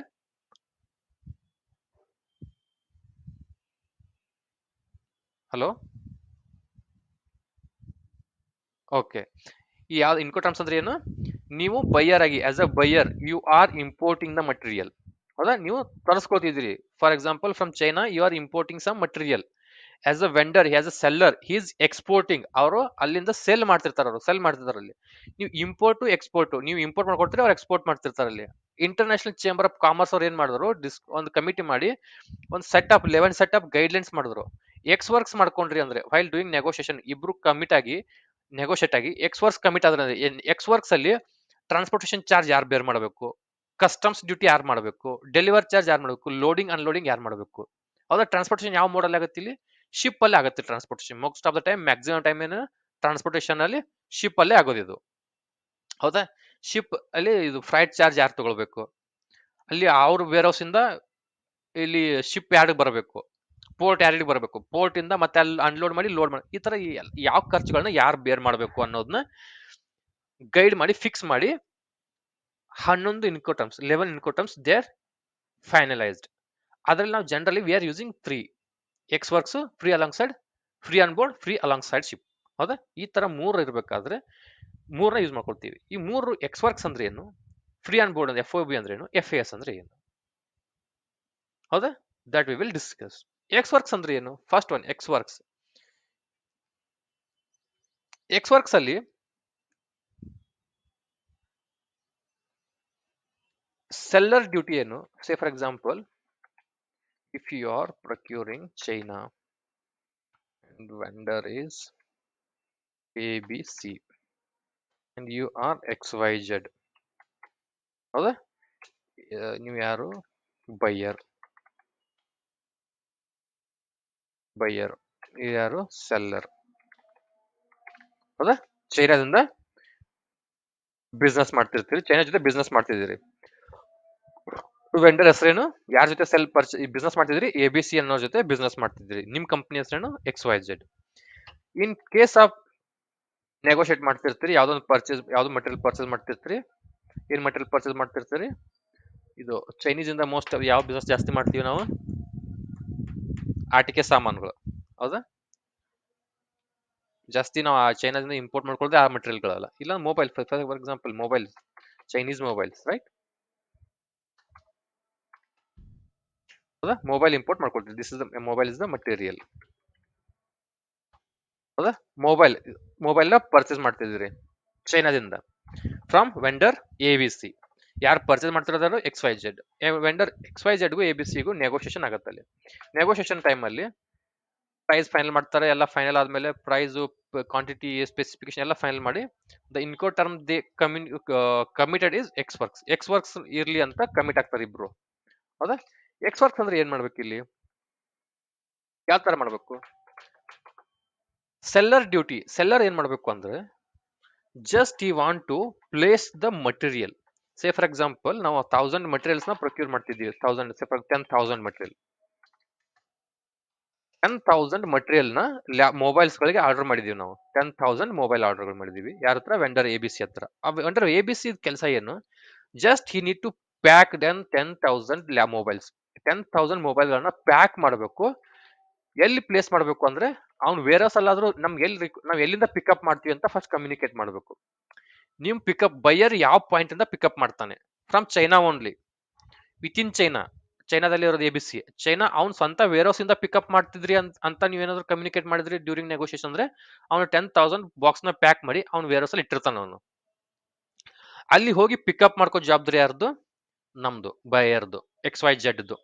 ಅಲ್ಲಿ ಹೋಗಿ ಪಿಕಪ್ ಮಾಡ್ಕೋಬೇಕು from ABC. We need to pickup ಮಾಡ್ಕೋಬೇಕು. ಅಲ್ಲಿಂದ ಪೋರ್ಟ್ಗೆ ಬರ್ತೀರಿ. ಇಂಡಿಯಾಗೆ ಬರ್ಬೇಕು ಅಂದ್ರೆ ಯಾವ ಪೋರ್ಟ್ಗೆ ಬರ್ಬೇಕು? ಚೈನಾ ಪೋರ್ಟ್ಗೆ ಬರ್ತೀರಿ ನೀವು. ಹೌದಾ? ಪಿಕಪ್ ಆ ಪೋರ್ಟ್ಗೆ ಬರ್ತೀರಿ. ಅಲ್ಲಿ ಅವ್ರ ಲಾಜಿಸ್ಟಿಕ್ಸ್ ವೆಹಿಕಲ್ ಇಂದ ಬೈ ರೋಡ್ ಬಂದಿರ್ತೀರಿ. ಫಸ್ಟ್ ವೇರ್ಹೌಸ್ ಟು ಪೋರ್ಟ್ ಏರಿಯಾವರೆಗೂ ಲಾಜಿಸ್ಟಿಕ್ಸ್ ವೆಹಿಕಲ್ ಅಲ್ಲಿ ಬರ್ತೀರಿ. ಹೌದಾ? ಅಲ್ಲಿ ಫ್ರಮ್ ಲಾಜಿಸ್ಟಿಕ್ಸ್ ವೆಹಿಕಲ್ ಇಂದ ಅನ್ಲೋಡ್ ಮಾಡಿ ಶಿಪ್ ಅಲ್ಲಿ ಲೋಡ್ ಮಾಡ್ತೀರಿ. ಹೌದಾ? ಶಿಪ್ ಅಲ್ಲಿ ಲೋಡ್ ಮಾಡ್ತೀರಿ. ಶಿಪ್ ಲೋಡ್ ಮಾಡಿದ್ಮೇಲೆ ಮತ್ತೆ ಇಂಡಿಯನ್ ಪೋರ್ಟ್ ಬಂದ್ಮೇಲೆ ಮತ್ತೆ ಅದನ್ನ ಅನ್ಲೋಡ್ ಮಾಡ್ತೀರಿ. ಇಂಡಿಯನ್ ಶಿಪ್ ಇಂದ ಅನ್ಲೋಡ್ ಮಾಡಿ ಲಾಜಿಸ್ಟಿಕ್ಸ್ ವೆಹಿಕಲ್ ಗೆ ಲೋಡ್ ಮಾಡ್ತೀರಿ. ಹೌದಾ? ಲಾಜಿಸ್ಟಿಕ್ಸ್ ವೆಹಿಕಲ್ ಲೋಡ್ ಮಾಡಿದ್ಮೇಲೆ by transportation, by road ways, that you will carry that material to your warehouse. ನಿಮ್ ವೇರ್ ಹೌಸ್ ತಗೊಂಡು ಹೋಗ್ತೀರಿ. ಹೌದಾ? ಅವ್ನ್ ಜಸ್ಟ್ ಇಲ್ಲಿ ವೆಂಡರ್ ಕೆಲಸ ಏನು? ಓನ್ಲಿ ಪ್ಯಾಕ್ ಮಾಡೋದು. ಅವ್ರ ಸ್ಟೋರ್ ಅಲ್ಲಿ, ಅವ್ರ ವೇರ್ ಹೌಸ್ ಅಲ್ಲಿ, ಅವ್ರ ಸ್ಟೋರೇಜ್ ಫೆಸಿಲಿಟಿಯಲ್ಲಿ ಬಾಕ್ಸ್ ಪ್ಯಾಕ್ ಮಾಡಿ ಇಟ್ರೆ ಸಾಕು. ಅವರು there job is done. Rest all the things ಅಲ್ಲಿಂದ ಪಿಕಪ್ ಹಿಡ್ದು ನೀವು ಪೋರ್ಟ್ ಯಾರಿಗೆ ಲೋಡ್ ಮಾಡ್ಕೊಳ್ಳೋದು, ಪೋರ್ಟ್ ಯಾರಿಗೆ ಬಂದು ಅನ್ಲೋಡ್ ಮಾಡೋದು, ಮತ್ತೆ ಶಿಪ್ಪಿಗೆ ಲೋಡ್ ಮಾಡೋದು. ಶಿಪ್ ಅಲ್ಲಿ ಚೈನೀಸ್ ಬಾರ್ಡರ್ ಅಲ್ಲಿ custom duty, delivery duty, insurance, ಅದಕ್ಕೇನೋ ರಿಸ್ಕ್ ಫ್ಯಾಕ್ಟರ್ ಇದ್ದು ಅದಕ್ಕೇನೋ ಇನ್ಶೂರೆನ್ಸ್ ತಗೋಬೇಕು ಅಂದ್ರೆ. ಹೌದಾ? ನಾವು ಗ್ಲೋಬಲ್ ಬಿಸ್ನೆಸ್ ಮಾಡ್ಕೊಂಡ್ರೆ ಇನ್ಶೂರೆನ್ಸ್ ತಗೊಳ್ತೀವಿ ಅಂತ ಹೇಳಿದೆ ನಾನು. ವೈ? ಬಿಕಾಸ್ ಅದು ಟ್ರಾವೆಲ್ ಜಾಸ್ತಿ ಇರುತ್ತೆ. There may be physical damage ಆಗ್ಬೋದು, ಏನೋ ಸಮಸ್ಯೆ ಆಗ್ಬೋದು, ಐಟಮ್ ಲಾಸ್ ಆಗ್ಬೋದು. ಶಿಪ್ ಅಲ್ಲಿ ಬಿಸ್ನೆಸ್ ಮಾಡೋದ್ರೆ ಸ್ಮಾಲ್ ಪ್ಯಾಕೇಜ್ ಇತ್ತು ಅಂದ್ರೆ ಶಿಪ್ ಅಲ್ಲಿ ಲಾಸ್ ಆಗ್ಬೋದು, ಕಳ್ಕೊಳ್ಬಹುದು, ಏನೋ ಸಮಸ್ಯೆ ಆಗ್ಬೋದು. ಅದಕ್ಕೆ ಇನ್ಶೂರೆನ್ಸ್ ತಗೊಳ್ತೀರಿ. ಹೌದಾ? ಅದು ಇನ್ಶೂರೆನ್ಸ್. ಫ್ರೈಟ್ ಅಂದ್ರೆ ಟ್ರಾನ್ಸ್ಪೋರ್ಟೇಷನ್ ಚಾರ್ಜ್, ಲೋಡಿಂಗ್ ಅನ್ಲೋಡಿಂಗ್. ಅಲ್ಲಿ ಫಸ್ಟ್ ಅವ್ರ ಸೆಲ್ಲಿಂಗ್ ಪಾಯಿಂಟ್ ಯಾವ ಪಾಯಿಂಟ್ ವೇರ್ ಹೌಸ್ ಇಂದ ಪಿಕಪ್ ಮಾಡ್ಕೊಂಡು ಹಿಡಿದಿದ್ದು ನಿಮ್ ವೇರ್ ಹೌಸ್ ಬಂದು ಐಟಮ್ ರೀಚ್ ಆಗೋವರೆಗೂ all the costs are need to taken care by buyer only. ನಾವೇ XYZ ಕಂಪ್ಲೀಟ್ ಆಗಿ ರೆಸ್ಪಾನ್ಸಿಬಲ್. ಹೌದಾ? ದಿಸ್ ಇಸ್ ಎಕ್ಸ್ ವರ್ಕ್ಸ್ ಅಂದ್ರೆ ಏನು? ಬೈಯರ್ದು ಓನ್ಲಿ ಜಾಬ್ ಏನು? ಅವ್ರ ಏನ್ ರಿಕ್ವೈರ್ಮೆಂಟ್ ಇದೆ ಅದನ್ನ ರೆಡಿ ಮಾಡಿ ಪ್ಯಾಕ್ ಮಾಡಿ ನಾವು ಅವ್ರ ಶಿಪ್ ಅಲ್ಲಿ, ಅವ್ರ ವೇರ್ ಹೌಸ್ ಅಲ್ಲಿ ಪಿಕ್ ಮಾಡ್ತೀವಿ ಅಂದ್ರೆ ಆ ವೇರ್ ಹೌಸ್ ಅಲ್ಲಿ ಇಡಬಹುದು. ಇಲ್ಲ ಅಂದ್ರೆ ನಾವು ಇದು ಪೋರ್ಟ್ ಹತ್ರ ಯಾವ್ದೊಂದು ಗೋಡೌನ್ ಇರುತ್ತೆ, ಪೋರ್ಟ್ ಏರಿಯಾದಲ್ಲಿ ಏನೋ ಪಿಕಪ್ ಮಾಡ್ಕೊಳ್ತೀವಿ ಅಂದ್ರೆ ಆ ಪೋರ್ಟ್ ಏರಿಯಾದಲ್ಲಿ ಬಂದು ಸ್ಟೋರ್ ಮಾಡಿದ್ರೆ ಅವ್ರ ಜಾಬ್ ಮುಗಿತ್ತೆ. ಅಲ್ಲಿ ಪೋರ್ಟ್ ಏರಿಯಾದಲ್ಲಿ ಅಲ್ಲಿವರೆಗೆ ತಂದು ಕೊಡಬಹುದು. ಇಲ್ಲ ಅಂದ್ರೆ ಬೇರೆ ವೇರ್ ಹೌಸ್ ಅಲ್ಲಿ ಇರುತ್ತೋ, ನಮ್ಗೆ ಎಲ್ಲಿ ಕನ್ವೀನಿಯಂಟ್ ಪಿಕಪ್, ನಮ್ಗೆ ಎಲ್ಲಿ ಪ್ರಾಬ್ಲಮ್ ಕನ್ವೀನಿಯಂಟ್ ಇರುತ್ತೋ ಅಲ್ಲಿವರೆಗೂ ಮಾತ್ರ ಅವ್ರದ್ದು ಜವಾಬ್ದಾರಿ. ಒಂದ್ಸರಿ ಅಲ್ಲಿ ಸ್ಟೋರ್ ಮಾಡಿದ್ರು, ಮಟೀರಿಯಲ್ ನ ಪ್ಯಾಕ್ ಮಾಡಿ ಸ್ಟೋರ್ ಮಾಡಿದ್ರು ಅಂದ್ರೆ ಮುಗಿತ ಅವ್ರ ಜವಾಬ್ದಾರಿ. ಅಲ್ಲಿಂದ ಪಿಕಪ್ ಮಾಡೋದು, ಅಲ್ಲಿಂದ loading, unloading, customs duty, transportation duty, insurance, freight, ಏನೇ ಚಾರ್ಜ್ ಬರಲಿ, ಮೇಂಟೆನೆನ್ಸ್ ಚಾರ್ಜ್ ಏನೇ ಇದ್ರು that all need to taken care by buyer. ಬೈಯರೇ ಕ್ಯಾರಿ ಮಾಡ್ಬೇಕು ಅದೆಲ್ಲ ರೆಸ್ಪಾನ್ಸಿಬಿಲಿಟಿ. ಅದೇ ಅವನ್ನೆಲ್ಲ ಚಾರ್ಜಸ್ ಬೈಯರೇ ಪೇ ಮಾಡಬೇಕು. ಅರ್ಥ ಆಯ್ತಾ ಎಕ್ಸ್ ವರ್ಕ್ಸ್ ಅಂದ್ರೆ ಏನು?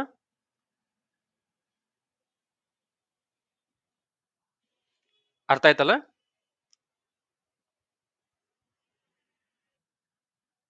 ಓಕೆ.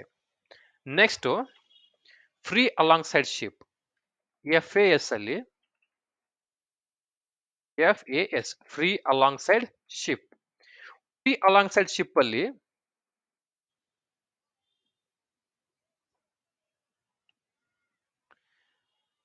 ಇಲ್ಲಿ ಮತ್ ಸೇಮ್ ವೆಂಡರ್, ಈ ಚೈನೀಸ್ ಜೊತೆ ಬಿಸ್ನೆಸ್ ಮಾಡ್ತಿದೀವಿ, ಅದೇ 10,000 ಮೊಬೈಲ್ಸ್, ABC ವೆಂಡರ್, ನಾವು XYZ same. But the thing is, while doing negotiation time ಅಲ್ಲಿ ನಾವು ಎಕ್ಸ್ ವರ್ಕ್ಸ್ ಕಮಿಟ್ ಆಗಿರೋದಿಲ್ಲ, FAS ಕಮಿಟ್ ಆಗಿದ್ವಿ ಅಂದ್ರೆ ಯಾವ ತರ. ಫ್ರೀ ಅಲಾಂಗ್ ಸೈಡ್ ಶಿಪ್ ಅಂದ್ರೆ ಅನ್ನು ಫ್ರೀ ಅಲಾಂಗ್ ಸೈಡ್ ಶಿಪ್ ಅಂತ ನೀವು ಇಬ್ರು ಕಮಿಟ್ ಆದ್ರಿ, ಎಕ್ಸ್ ವರ್ಕ್ ಇದು ಇನ್ಕೋ ಟರ್ಮ್ಸ್ ಕಮಿಟ್ ಆದ್ರಿ ಅಂದ್ರೆ ಇಲ್ಲಿ ಏನಾಗುತ್ತೆ, seller responsibility is to deliver the product ಎಲ್ಲಿ, ಚೈನಾ ಪೋರ್ಟ್ ವರೆಗೂ.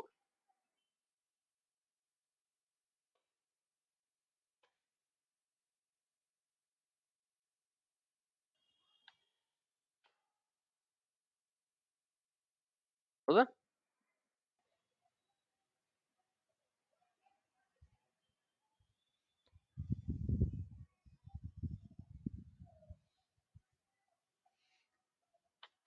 ಚೈನಾ ಪೋರ್ಟ್ ವರೆಗೂ ಪ್ಲೇಸ್ ಮಾಡಬೇಕು. ಅಲ್ಲಿ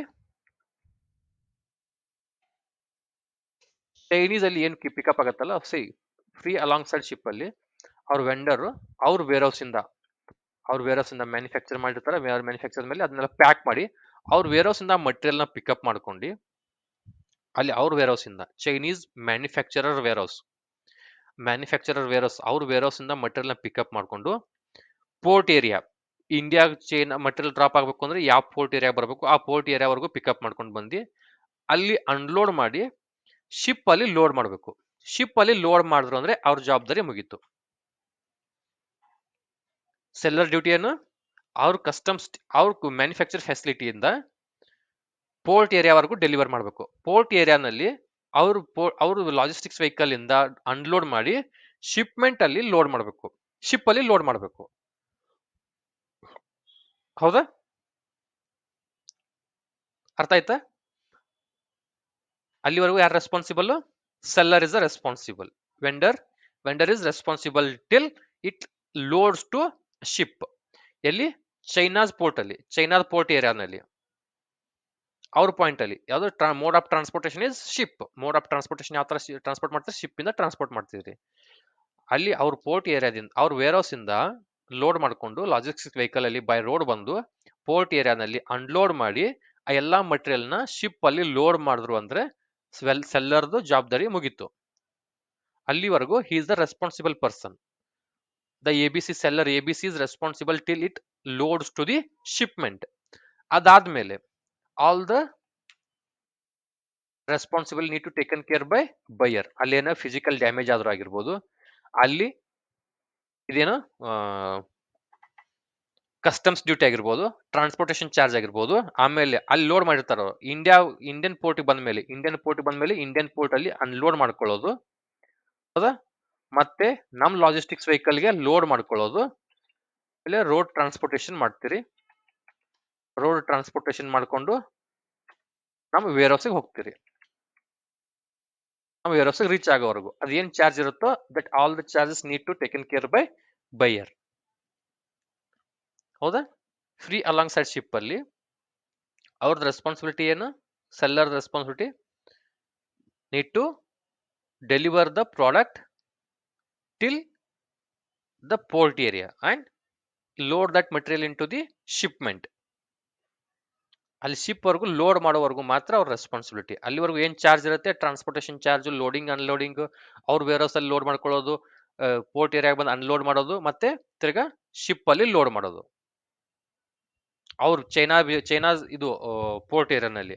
ಅಲ್ಲಿವರೆಗೂ ಸೆಲ್ಲರ್ ಇಸ್ ರೆಸ್ಪಾನ್ಸಿಬಲ್. ಹೌದಾ?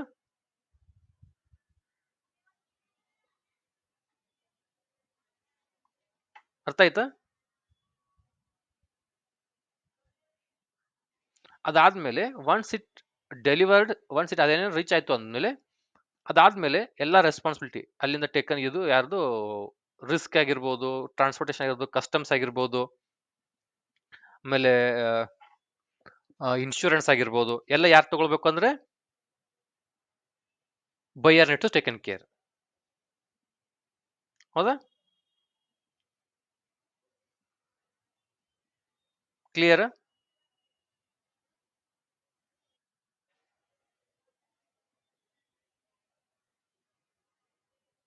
Okay.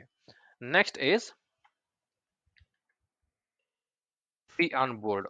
Free on board, F O B.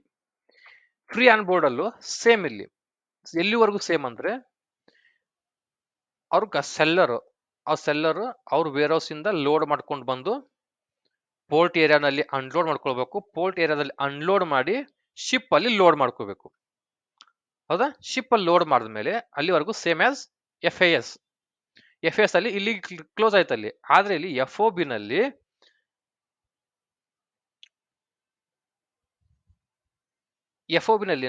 Export ಡ್ಯೂಟಿಗಳನ್ನ ಯಾರು ಪೇ ಮಾಡಬೇಕು ಅಂದ್ರೆ ಸೆಲ್ಲರ್ ನ ಪೇ ಮಾಡ್ಬೇಕು. ಇಲ್ಲಿ seller has to, seller need to pay export duties. ಹೌದಾ?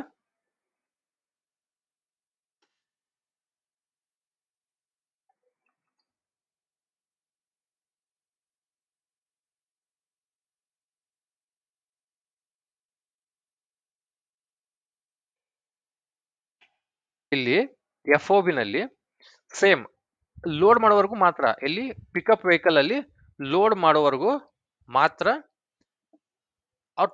ಅವ್ರ ರೆಸ್ಪಾನ್ಸಿಬಿಲಿಟಿ ತಗೊಂಡಿರ್ತಾರೆ. ಅಲ್ಲಿ ಎಲ್ಲಿಂದ ಅವ್ರ ವೆಹಿಕಲ್ ಅಲ್ಲಿ ಪಿಕಪ್ ಮಾಡ್ಕೊಂಡು ಲೋಡ್ ಮಾಡ್ಕೊಂಡು ನಮ್ಮ ಪೋರ್ಟ್ ಏರಿಯಾವರೆಗೂ ತಂದು ಪೋರ್ಟ್ ಏರಿಯಾದಲ್ಲಿ ಮತ್ತೆ ಅನ್ಲೋಡ್ ಮಾಡಿ ಶಿಪ್ ಅಲ್ಲಿ ಲೋಡ್ ಮಾಡಿದ್ರು ಅಂದ್ರೆ ಎಫ್ ಎಸ್ ನಲ್ಲಿ ಅವ್ರ ಜವಾಬ್ದಾರಿ ಮುಗೀತು. ಬಟ್ ಎಫ್ ಒ ಬಿ ನಲ್ಲಿ ಅಲ್ಲಿ ಡೆಲಿವರ್ ಮಾಡಬೇಕು, ಪೋರ್ಟ್ ಏರಿಯಾ ಡೆಲಿವರ್ ಮಾಡಬೇಕು, ಆಮೇಲೆ ನಮ್ಮ ವೆಸಲ್ ಅಲ್ಲಿ ಶಿಪ್ಮೆಂಟ್ ಅಲ್ಲಿ ಲೋಡ್ ಮಾಡಬೇಕು.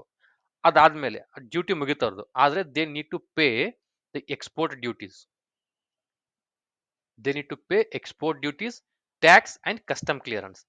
ಕಸ್ಟಮ್ ಕ್ಲಿಯರೆನ್ಸ್ ಯಾವುದು? China custom clearance. ಚೈನೀಸ್ ಅಲ್ಲಿ ಕಸ್ಟಮ್ ಕ್ಲಿಯರೆನ್ಸ್ ಇರುತ್ತೆ ನೋಡ್ರಿ. ನೀವು ಯಾವ್ದು ನಾನು ಹೇಳ್ದಲ್ಲ, ವಿತ್ ಇನ್ ಸ್ಟೇಟ್ ಆಲ್ಸೋ, ನೀವು ಕರ್ನಾಟಕ ದಾಟಿ ಮಹಾರಾಷ್ಟ್ರ ಬಾರ್ಡರ್ ಎಂಟ್ರಿ ಆದ ತಕ್ಷಣ there will be customs duty ಇರುತ್ತೆ ಅಲ್ಲಿ. ನೀವು ಯಾವುದೇ ಕಮರ್ಷಿಯಲ್ ಮಟೀರಿಯಲ್ ನ ಎಕ್ಸ್ಪೋರ್ಟ್ ಇಂಪೋರ್ಟ್ ಮಾಡ್ತಿದ್ರಿ ಅಂದ್ರೆ ವಿ ನೀಡ್ ಟು ಪೇ. ಹೌದಾ? ಯಾವುದೇ ಸ್ಟೇಟ್ ನೀವು ಅಲ್ಲಿ, ಅದೇ ತರ ಯಾವುದೇ ಬೇರೆ ಸ್ಟೇಟ್ ಕಂಟ್ರಿಗಳ ಜೊತೆ ಬಿಸ್ನೆಸ್ ಮಾಡಿದಾಗ ಯಾವುದೇ ಮಟೀರಿಯಲ್ ನ ಇಂಪೋರ್ಟ್ ಎಕ್ಸ್ಪೋರ್ಟ್ ಮಾಡಬೇಕು ಅಂದ್ರೆ there will be customs duty ಇರುತ್ತೆ ಅಲ್ಲಿ. ಕಸ್ಟಮ್ಸ್ ಡ್ಯೂಟಿ ಅಂದ್ರೆ ಕಸ್ಟಮ್ಸ್ ಕ್ಲಿಯರೆನ್ಸ್ ಇರುತ್ತೆ ಅಲ್ಲಿ. ಅಲ್ಲಿ ಒಂದಿಷ್ಟು ನೀವು ಪೇ ಮಾಡ್ಬೇಕಾಗತ್ತೆ ಅಲ್ಲಿ. ಹೌದಾ? ಎಕ್ಸ್ಪೋರ್ಟ್ ಡ್ಯೂಟಿ ಬೇರೆ ಇರುತ್ತೆ, ಟ್ಯಾಕ್ಸ್ ಬೇರೆ ಇರುತ್ತೆ, ಕಸ್ಟಮ್ಸ್ ಡ್ಯೂಟಿ ಬೇರೆ ಇರುತ್ತೆ, ಕಸ್ಟಮ್ಸ್ ಕ್ಲಿಯರೆನ್ಸ್ ಇರುತ್ತೆ. Customs clearance, export duty, tax need to taken care by seller. Customs clearance ಎಲ್ಲಿದು? Only in China port. China port customs clearance need to taken care by seller. Next ಒಂದ್ ಸರಿ ಅಲ್ಲಿ load ಆಯ್ತು ಅಂದ್ರೆ ಅಲ್ಲಿಂದ whatever the risk factor, the insurance, ಏನೋ physical damage ಆದ್ರೂ ಆಯ್ತು, ಏನೇ ಆಯ್ತು ಅದೆಲ್ಲ, ಅದ ಐಟಮ್ ನ ಮಾನಿಟರ್ ಮಾಡ್ಬೇಕಾದ್ರೂ ಬೈಯರ್ ಇಸ್ ದ ರೆಸ್ಪಾನ್ಸಿಬಲ್. ಅಲ್ಲಿಂದ ಕ್ಯಾರಿ ಮಾಡ್ಕೊಂಡು ಅದೆಲ್ಲ ರಿಸ್ಕ್ ಫ್ಯಾಕ್ಟರ್ನ ಅವನೇ ತಗೊಳ್ಬೇಕಾಗತ್ತೆ ಅಲ್ಲಿ, ಬೈಯರ್ ಕನ್ಸಿಡರ್ ಮಾಡ್ಬೇಕಾಗತ್ತೆ ಅಲ್ಲಿ. ಆಮೇಲೆ once it reaches to Indian port area, Indian port area ಬಂತು ಅಂದ್ರೆ ಅಲ್ಲಿಂದ ಅನ್ಲೋಡ್ ಮಾಡ್ಕೊಳ್ಬೇಕು. ಅನ್ಲೋಡ್ ಮಾಡ್ಕೊಂಡು ಮತ್ತೆ ನಮ್ ಲಾಜಿಸ್ಟಿಕ್ ವೆಹಿಕಲ್ ಅಲ್ಲಿ ಲೋಡ್ ಮಾಡ್ಕೊಳ್ಬೇಕು. ನಮ್ ಲಾಜಿಸ್ಟಿಕ್ಸ್ ವೆಹಿಕಲ್ ಮೇಲೆ ಲೋಡ್ ಮಾಡ್ಕೊಂಡ್ಮೇಲೆ customs duty, Indian customs duty ಇರುತ್ತೆ ಅಲ್ಲಿ. ಹೌದಾ? ನೀವು ಚೈನಾದಿಂದ ಯಾವುದೇ ಮಟೀರಿಯಲ್ ಫ್ರೀ ಆಗಿ ಇಂಡಿಯಾದೊಳಗೆ ತೊಗೊಂಡು ಬರೋದಕ್ಕೆ ಆಗೋದಿಲ್ಲ. ಹೌದಾ? ಅವರು ಚೈನಾದಿಂದ ಬೇರೆ ದೇಶಗಳಿಗೆ ಫ್ರೀ ಆಗಿ ಮಟೀರಿಯಲ್ ನ ಸೇಲ್ ಮಾಡಕ್ಕಾಗೋದಿಲ್ಲ. ಅಲ್ಲಿ ಒಂದು ಕಸ್ಟಮ್ಸ್ ಇರುತ್ತೆ, ಅವ್ರ ಕಸ್ಟಮ್ಸ್ ಅಲ್ಲಿ ಕ್ಲಿಯರ್ ಮಾಡ್ಕೊಳ್ಬೇಕು. ಅಲ್ಲಿಗೆ ಯಾರು ಕೊಡಬೇಕು? ಅಲ್ಲಿ ಸೆಲ್ಲರೇ ಪೇ ಮಾಡಬೇಕು. ಇಲ್ಲಿ once it reaches to Indian warehouse, Indian port area, ಇಲ್ಲಿ ಏನ್ ಕಸ್ಟಮ್ಸ್ ಇರುತ್ತೆ, ಇಲ್ಲಿ ಕಸ್ಟಮ್ಸ್ ನ ಬೈಯರ್ ಪೇ ಮಾಡಬೇಕು. ಹೌದಾ?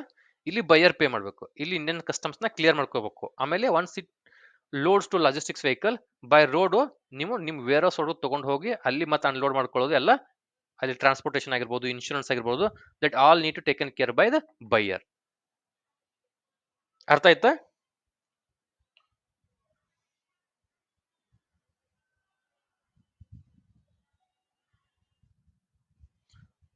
ಕ್ಲಿಯರ್ ಅಲ್ಲ, ಡೌಟ್ ಇಲ್ಲ ಏನು. ಎಕ್ಸ್ ವರ್ಕ್ಸ್ ನಲ್ಲಿ ಬರೀ ಸೆಲ್ಲರ್ ಏನು ಪ್ಯಾಕ್ ಮಾಡಿ ಒಂದ್ ಕಡೆ ಪ್ಲೇಸ್ ಮಾಡಿದ್ರೆ ಆಯ್ತು. ನೀವು ಎಲ್ಲಿ ಹೇಳ್ತೀರಿ ಅಲ್ಲಿ ಒಂದ್ ಕಡೆ ಒಂದ್ ಯಾವ್ದೋ ಒಂದು ಪ್ಲೇಸ್ ಅಲ್ಲಿ ಹೇಳಿರ್ತೀರಿ, ಆ ಪ್ಲೇಸ್ ಅಲ್ಲಿ ನಾವು ಪಿಕಪ್ ಮಾಡ್ಕೊಳ್ತೀವಿ ಅಂತ ಹೇಳಿರ್ತೀರಿ, ಆ ಪ್ಲೇಸ್ ಅಲ್ಲಿ ಪ್ಯಾಕ್ ಮಾಡಿ ಇಟ್ರೆ ಮುಗೀತು, ಸೆಲ್ಲರ್ ಡ್ಯೂಟಿ ಮುಗೀತು. ಅಲ್ಲಿಂದ ಏನೇ ಈ ಚೈನಾ ಕಸ್ಟಮ್ಸ್ ಆಗಿರ್ಬೋದು, ಈ ಟ್ಯಾಕ್ಸ್ ಆಗಿರ್ಬೋದು, ಎಕ್ಸ್ಪೋರ್ಟ್ ಡ್ಯೂಟಿ ಆಗಿರ್ಬೋದು, ಇನ್ಶೂರೆನ್ಸ್ ಆಗಿರ್ಬೋದು, ಟ್ರಾನ್ಸ್ಪೋರ್ಟೇಷನ್ ಫೆಸಿಲಿಟಿ ಆಗಿರ್ಬೋದು, ಮತ್ತೆ ಲೋಡಿಂಗ್ ಅನ್ಲೋಡಿಂಗ್ ಏನೇ ಇದ್ರು ಎಲ್ಲಾನು ಬೈಯರ್ಗೆ ರೆಸ್ಪಾನ್ಸಿಬಿಲಿಟಿ. ಅದು ಇನ್ಶೂರೆನ್ಸ್ ಆಗಿ ಇನ್ಶೂರೆನ್ಸ್ ತಗೊಂಡ್ರು ನೀವೇ ಜವಾಬ್ದಾರಿ, ತಗೊಳ್ದಿರೋ ಅದು ಫಿಸಿಕಲ್ ಡ್ಯಾಮೇಜ್ ಆಗಿ ವೇಸ್ಟ್ ಆದ್ರೂ ನೀವೇ ಜವಾಬ್ದಾರಿ.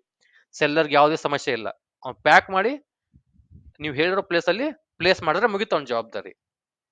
ಎಕ್ಸ್ ವರ್ಕ್ಸ್ ಅಲ್ಲಿ. ಎಫ್ ಒ ಬಿ ನಲ್ಲಿ ಏನು, ಅಲ್ಲಿ ಅವ್ರ ವೇರ್ ಹೌಸ್ ಇಂದ ಲೋಡ್ ಪ್ಯಾಕ್ ಮಾಡ್ಕೋಬೇಕು, ಅವ್ರ ವೇರ್ ಹೌಸ್ ಇಂದ ಚೈನಾ ಪೋರ್ಟ್ ಏರಿಯಾವರೆಗೂ ತಗೊಂಡ್ ಬರಬೇಕು. ಚೈನಾ ಪೋರ್ಟ್ ಏರಿಯಾ ತಗೊಂಡ್ ಯಾವ್ದು ಲಾಜಿಸ್ಟಿಕ್ಸ್ ವೆಹಿಕಲ್ ಅಲ್ಲಿ ತಗೊಂಡ್ ಬರ್ತೀರಿ, ಬೈ ರೋಡ್ ತಗೊಂಡ್ ಬರ್ತೀರಿ. ಚೈನಾ ಪೋರ್ಟ್ ಏರಿಯಾ ಬಂದ್ಮೇಲೆ ಅಲ್ಲಿ ಐಟಮ್ಸ್ ನ ಅನ್ಲೋಡ್ ಮಾಡಬೇಕು.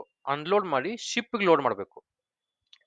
ಶಿಪ್ ಲೋಡ್ ಮಾಡಿದ್ಮೇಲೆ ನಿಮ್ ಜವಾಬ್ದಾರಿ ಮುಗೀತು. ಅದಾದ್ಮೇಲೆ ಅಲ್ಲಿ customs duty, China customs duty, tax, insurance, export duty, loading unloading, ಅಲ್ಲಿಂದ ಎಲ್ಲ till it reaches to Indian ನಮ್ದು ವೇರ್ ಹೌಸ್ ವರೆಗೂ ಬರೋವರೆಗೂ ಅದು ಏನೇ ಖರ್ಚು ಬಂದ್ರು we are the responsible. F O B ನಲ್ಲಿ ಏನಾಗುತ್ತೆ, ಎಫ್ ಒ ಬಿ ನಲ್ಲಿ ಫ್ರೀ ಆನ್ ಬೋರ್ಡ್ ಅಲ್ಲಿ ಡೆಲಿವರ್ ಮಾಡೋದು, ಅಲ್ಲಿ ಶಿಪ್ ವರ್ಗು ಡೆಲಿವರ್ ಮಾಡ್ತಾರೆ. ಶಿಪ್ ವರ್ಗು ಡೆಲಿವರ್ ಮಾಡಿ ಅಲ್ಲಿಂದ ಲಾಜಿಸ್ಟಿಕ್ಸ್ ವೆಹಿಕಲ್ ಇಂದ ಅನ್ಲೋಡ್ ಮಾಡ್ಕೊಂಡು ಶಿಪ್ ಲೋಡ್ ಮಾಡ್ತಾರೆ. ಆದ್ರೆ ಮತ್ತೊಂದಿಷ್ಟು ಏನ್ ಬೆನಿಫಿಟ್ ಕೊಡ್ತಾರೆ ಇಲ್ಲಿ, ಎಕ್ಸ್ಪೋರ್ಟ್ ಡ್ಯೂಟಿ ಅವರೇ ಬೇರ್ ಮಾಡ್ತಾರೆ, ಟ್ಯಾಕ್ಸ್ ಅವರೇ ಬೇರ್ ಮಾಡೋದು, ಕಸ್ಟಮ್ಸ್ ಕ್ಲಿಯರೆನ್ಸ್ ನ ಚೈನೀಸ್ ಕಸ್ಟಮ್ಸ್ ಕ್ಲಿಯರೆನ್ಸ್, ಅವ್ರ ಕಸ್ಟಮ್ಸ್ ಅಲ್ಲಿ ಇರೋ ಕಸ್ಟಮ್ಸ್ ನ ಕ್ಲಿಯರೆನ್ಸ್ ಮಾಡ್ಕೊಡೋ ಜವಾಬ್ದಾರಿ ಅವ್ರದ್ದು. ಅದಾದ್ಮೇಲೆ ಈ ಇಂಡಿಯಾಕ್ ತಗೊಂಡ್ ಬರೋದು, ಇಂಡಿಯಾದಲ್ಲಿ ಅನ್ಲೋಡ್ ಮಾಡ್ಕೊಳ್ಳೋದು, ಇಂಡಿಯಾದ ಅನ್ಲೋಡ್ ಮಾಡಿದ್ಮೇಲೆ ಇಂಡಿಯಾದ customs clearance customs duty clear ಮಾಡೋದು ಬೈ ರೋಡ್, ಮತ್ತೆ ನಾವು ಲಾಜಿಸ್ಟಿಕ್ಸ್ ವೆಹಿಕಲ್ ಅಲ್ಲಿ ಲೋಡ್ ಮಾಡ್ಕೊಂಡು ನಮ್ ವೇರ್ ಹೌಸ್ ತಗೊಂಡು ಹೋಗೋ ಜವಾಬ್ದಾರಿ ನಮ್ದು. ಅಂದ್ರೆ ಇಲ್ಲಿ ಬೈಯರ್ ವ್ಯೂ ಪಾಯಿಂಟ್ ಅಲ್ಲಿ ನೋಡಿದ್ರಿ ಅಂದ್ರೆ ಫಸ್ಟ್ ಇನ್ಕೋಟಮ್ಸ್ ಅಲ್ಲಿ ಜೀರೋ ಕಾಂಟ್ರಿಬ್ಯೂಷನ್ ನಿಮ್ದು, ನಿಮ್ಗೆ ಜೀರೋ ಬೆನಿಫಿಟ್ ಇಲ್ಲಿ.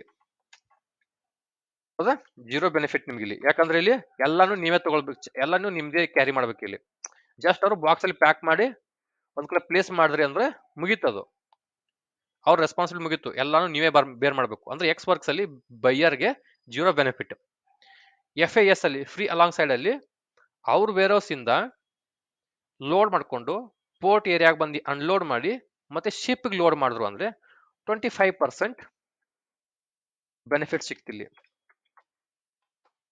ಹೌದಾ, ಎಲ್ಲಿ ಎಫ್ ಎ ಎಸ್ ನಲ್ಲಿ.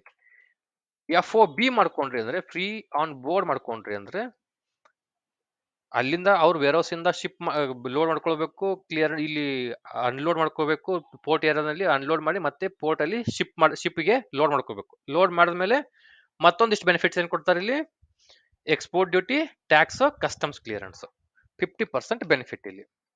ಅದಾದ್ಮೇಲೆ ನೆಕ್ಸ್ಟ್ 50% ಮತ್ತೆ ಅವನೇ ಬೇರ್ ಮಾಡಬೇಕು. ಏನು, ಇಲ್ಲಿಂದ ಲೋಡ್ ಮಾಡ್ಕೊಂಡು ಹೋಗಿ ಇಂಡಿಯಾಗ ಹೋಗಿ ರೀಚ್ ಆಗ್ಬೇಕು, ಅಲ್ಲೇನೋ ಫಿಸಿಕಲ್ ಡ್ಯಾಮೇಜ್ ಆದ್ರೆ ಇನ್ಶೂರೆನ್ಸ್ ತಗೊಳ್ಬೇಕು, ಅಲ್ಲಿ ಅನ್ಲೋಡ್ ಮಾಡ್ಕೊಳ್ಬೇಕು, ಅಲ್ಲಿ ಅನ್ಲೋಡ್ ಮಾಡ್ಕೊಂಡು ಮತ್ತೆ ಲಾಜಿಸ್ಟಿಕ್ ವೆಹಿಕಲ್ ಅಲ್ಲಿ ಲೋಡ್ ಮಾಡ್ಕೊಳ್ಬೇಕು, ಲಾಜಿಸ್ಟಿಕ್ಸ್ ವೆಹಿಕಲ್ ಅಲ್ಲಿ ಲೋಡ್ ಮಾಡ್ಕೊಂಡು ನಮ್ಮ ವೇರ್ ಹೌಸ್ ರೀಚ್ ಆಗಿ ಅಲ್ಲಿ ಅನ್ಲೋಡ್ ಮಾಡ್ಕೊಳ್ಬೇಕು. ಅದೆಲ್ಲ ನಾವೇ ಕ್ಯಾರಿ ಮಾಡಬೇಕು. ಅಂದ್ರೆ ಈ ತರ ಬೆನಿಫಿಟ್ ಇದೆ ಬೈಯರ್. ಇಲ್ಲಿ 100% ಪ್ರಾಫಿಟ್ ಅಲ್ಲಿ ಯಾರಿದ್ರು, ಸೆಲ್ಲರ್ ಫಸ್ಟ್ ಅಲ್ಲಿ ಎಫ್ ಒ ಎಸ್ ಅಲ್ಲಿ. ಎಫ್ ಎ ಎಕ್ಸ್ ವರ್ಕ್ಸ್ ಅಲ್ಲಿ ಎಫ್ ಎ ಎಸ್ ಅಲ್ಲಿ ಸೆಲ್ಲರ್ಗೆ 25% ರೆಸ್ಪಾನ್ಸಿಬಲ್ ಆದ, ಎಫ್ ಒ ಬಿ ನಲ್ಲಿ 50% ರೆಸ್ಪಾನ್ಸಿಬಲ್ ಆದ್ರು. ಈ ತರ ಯಾವ ಬೆನಿಫಿಟ್ ಯಾರಿಗೆ ಕೊಡಬೇಕು ಅಂತ ಇದು ರೆಗ್ಯುಲೇಷನ್ಸ್ ಮಾಡಿ, ಸೆಟಪ್ ಗೈಡ್ಲೈನ್ಸ್ ಮಾಡಿ ಇಂಟರ್ನ್ಯಾಷನಲ್ ಚೇಂಬರ್ ಆಫ್ ಕಾಮರ್ಸ್ ಅವರು ಈ ಇನ್ಕೋಟರ್ಮ್ಸ್ ನ ರೆಡಿ ಮಾಡಿದ್ರು. ದಟ್ ವಾಟ್ ವಿಲ್ ಡು ನಾವು while doing negotiation what will do, will commit for one incoterms. ಇಬ್ರು ಬೈಯರು ಸೆಲ್ಲರು ಕಮಿಟ್ ಆಗಿ ಒಂದು ಇನ್ಕೋಟರ್ಮ್ಸ್ ನ ಫೈನಲ್ ಮಾಡ್ಕೊಳ್ತೀವಿ.